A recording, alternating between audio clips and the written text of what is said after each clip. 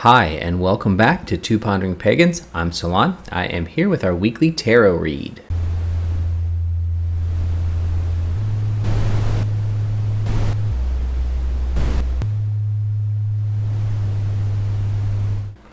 So I'm very excited today about doing a tarot read because we've been feeling a lot of energies kind of all over the place. So I really wanted to get back into it and kind of do something a little bit different, but not gonna be that earth-shattering. I'm using the Wildwood Tarot again. This is by Mark Ryan and John Matthews with illustrations by Will Worthington. Just wanted to get that out there. I'll put the box up in the front of the book. So, but what makes it exciting to me right now is there's just so much going on, I think, spiritually and energetically, that I just need to see where the cards are. And I think that it's going to be very important for everybody to kind of, take a step back as we enter, or have entered already, this time of the year of the earth and where things tend to go silent. And in that silence, we start to be able to hear ourselves and think about what we're doing and what's going on in our lives and how we can better prepare for, what's coming in the next year. So, still a weekly read. We're going to actually use the Pathway spread, which is a spread right out of the Wildwood Tarot. And the spread is really about a couple of things. It's mostly to kind of give action. It tends to work for specific things, so you can apply it in multiple ways. But in this case, we're going to pull 3 cards with the first one sitting in the middle. That's going to be the issue. The second one being the action to avoid to the left, and then the action to take, the third card on the right. And then we'll probably pull some additional clarifying cards as well. So I want to go ahead and get started. And like I said, I think it's going to be important that we all consider what can we do individually to make things in our lives work for us and with the universe at the same time. So I have pre-shuffled the cards quite a bit, but I am going to do a little bit more shuffle because I really want to take the opportunity to have a full connection. I really love this particular deck because it is right out of the bat attuned to nature and to the wheel of the year and to the things that are around us and within us. And when you have a deck that you feel is very attuned to both yourself and to the things around you, that's the deck you should use. If you ever have any questions, by the way, if you're new to tarot or you want to get into tarot, I have found that I'm actually pretty good at helping people pick the right deck. I have a ton of them. Not all of them work for me. There are really 2 to 3 go-to decks that I have. However, in certain situations, some I feel like work a little better than others. But this particular deck, again, the Wildwood Tarot, it's an amazing, amazing deck. And the other thing that's really good is even though I don't generally read the books for tarot decks that I use, I go off of a little bit of an intuitive notion and my history. I do know the traditional meanings of the cards, but I kind of listen to what the universe is saying and what's going on around. But in the Wildwood Tarot, the book has a really great preface and intro. Really amazing. So if you do happen to be interested, and I'll again show the cards, obviously. If you like them or have questions about them, don't hesitate to reach out to me through the comments or email, however you wish to. So we'll go ahead and get started. So our first card, remember, is the issue.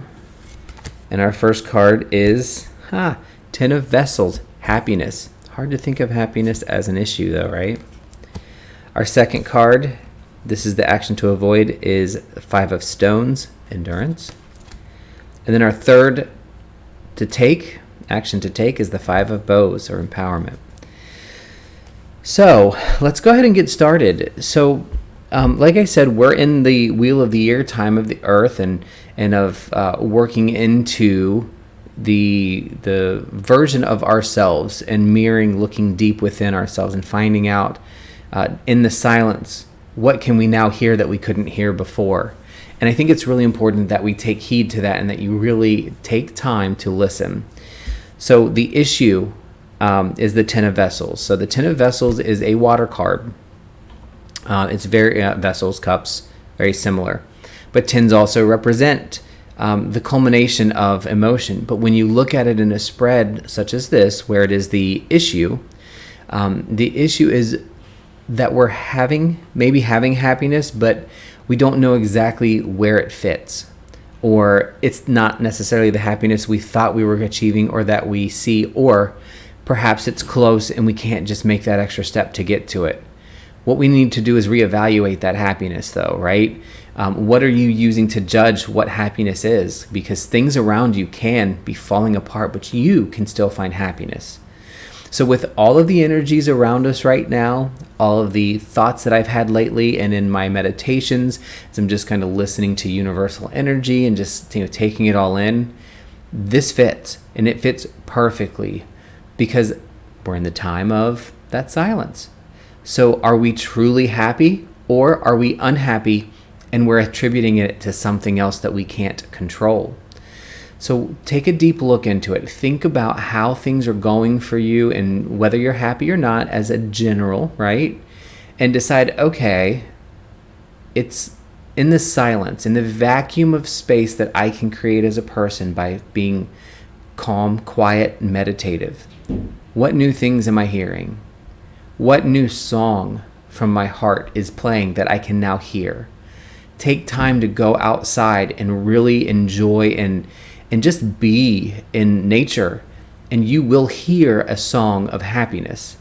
The issue is, are we listening?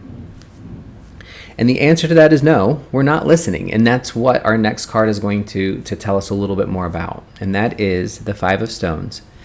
The Five of Stones is an earth card. Stones is pentacles in the Wildwood Tarot. And we're in a place where we are being asked to endure more than we're used to endure.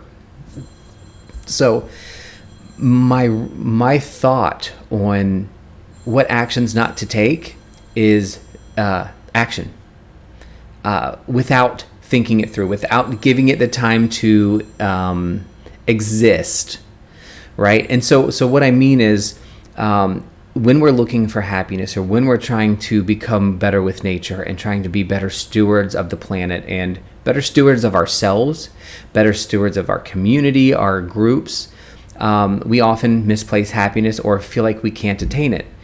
And we feel like we're enduring this long process, but then we see something like, oh, I want to do that. Let's go do that. And we make these jump decisions to add on so many things that you have no true capability of enduring through that. And that means that we are either taking on too much, or we're jumping, to too many places without just being. So the action that we're not going to take is action, insofar as without enduring the time it takes to truly understand what we're asking and what we're looking for. And that starts with the meditation and the calming and the listening to the silence and letting silence be a part of your life. If you don't have any moments of your day where you have some silence, you are going to get stuck. You need silence. And in that silence of yourself, let go of what you are thinking and listen to what the birds are singing and listen to what the trees are saying. Listen to the wind through the leaves of what is around you. And if you can't get to that, there are other ways. Use music. Music can help calm the things around you so that your brain can then begin to start listening to other things that you may not have heard before. But we are being asked to endure a lot. And in order to make that, what we need to do is hold our action until we've had an opportunity to visit that action and be within what that proposed action is before we actually do it.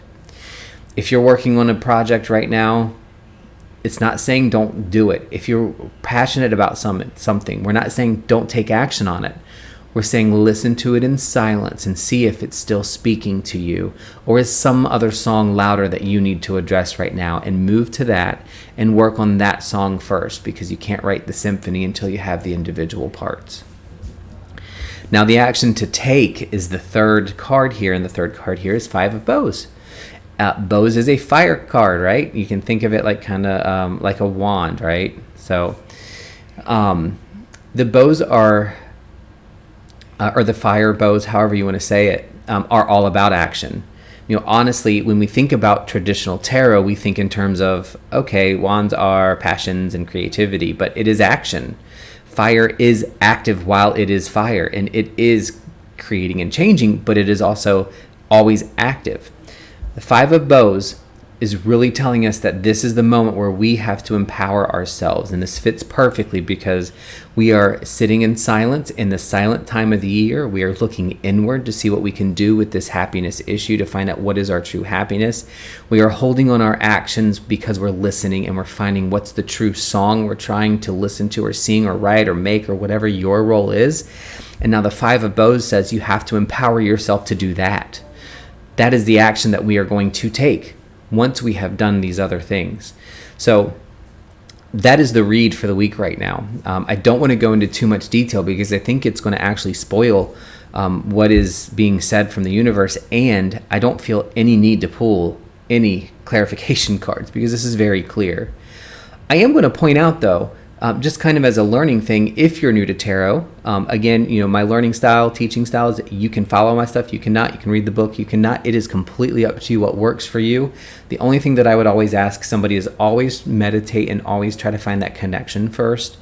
But a couple of things that can help you read is looking at the colors in the card. So if you'll notice, we have, with the happiness card in the middle, you've got like blues and browns and reds in the Five of Stones. Then you've got the blue of the water, and then you've got the green of empowerment. Now, those are important because that's a trend that you can look at. Now, you can also think of it as this. Your 10 of happiness, right, in the middle, is flanked by two fives. Pretty interesting, right, if you look at it numerologically.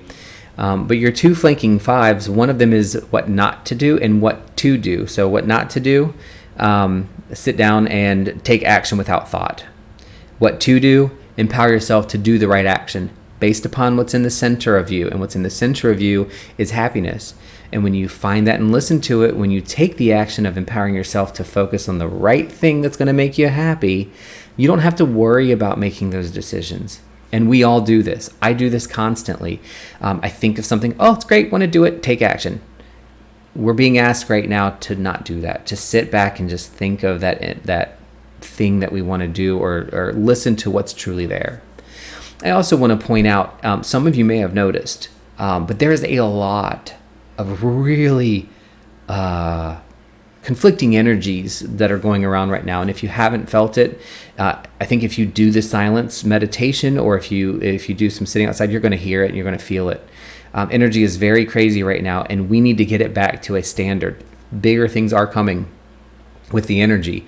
But right now we have to make sure that we are putting that information or that energy in the right direction, because if we don't, it's going to be completely ununified and all over the place, and we're not going to be able to get where we need to go.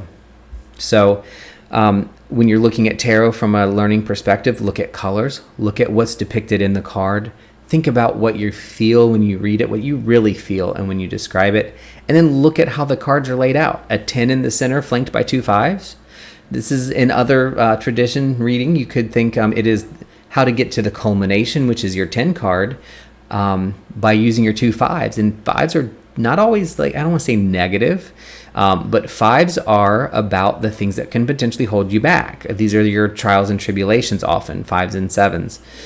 Not always, but they do represent those things. So think about it. You're going to get to your happiness through working through those trials and tribulations. But before you can do any of that, you have to learn to listen. You have to learn to listen to yourself. You have to learn to respect yourself and treat yourself properly.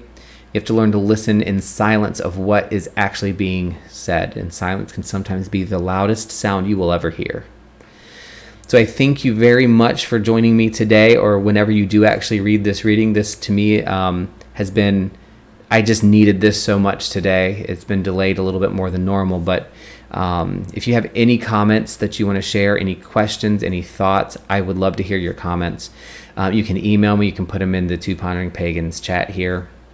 And subscribe if you want to see more from us. We will continue to put out as much video as we can despite our busy life. It kind of holds us up a little bit, but we're going to continue making content that feels right to us, and we hope you enjoy it. And then, like this video if you want to see more and be able to remember it. So again, thank you very much. Merry meet, merry part, blessed be. Have a great day.